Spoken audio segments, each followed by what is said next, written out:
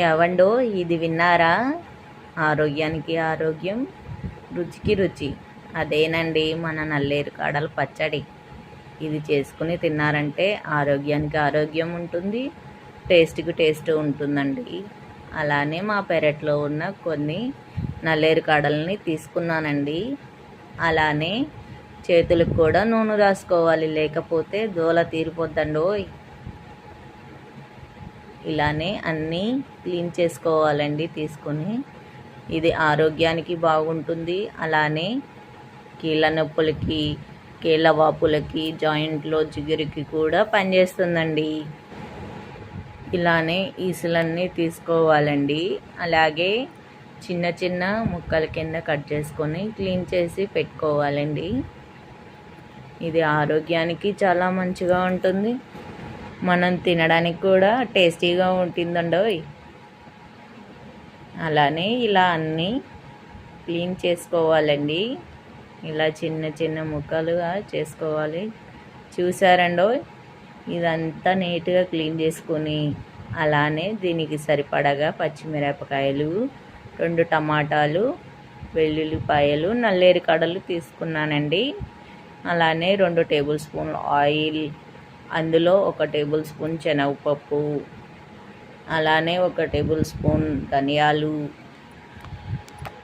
అలానే కొంచెం జీలకర్ర, వెల్లుల్లి రబ్బలు వేసుకున్నానండి.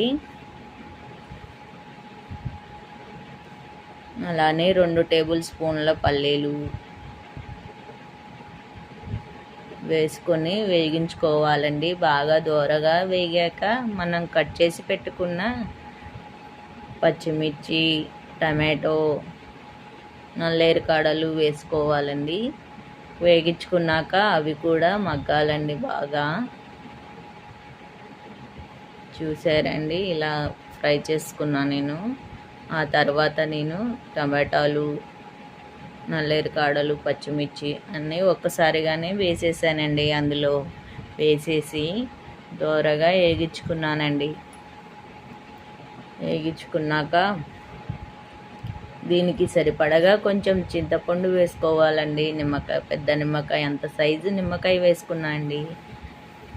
ఇంత వేసుకుంటే సరిపోతుందండి. టేస్ట్ ఉంటుంది, అన్నీ బాగుంటుంది.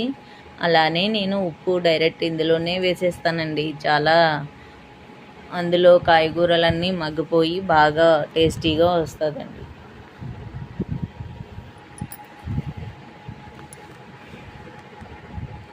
ఇలా అన్నీ మగ్గేలాగా చేసుకొని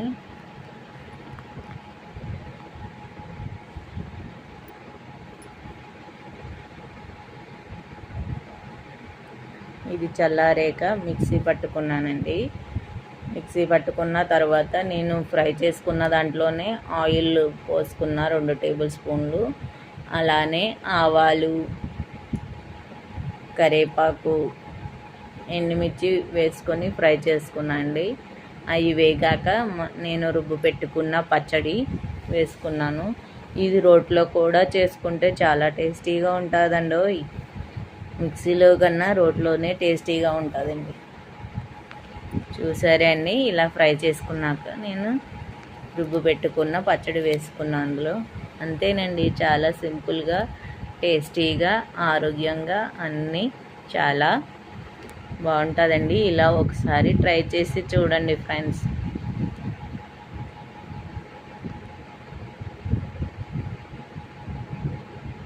ఓకే, మీకు నచ్చితే లైక్ చేయండి, కామెంట్ చేయండి. మరిన్ని వీడియోల కోసం కామెంట్ చేయండి ప్లీజ్.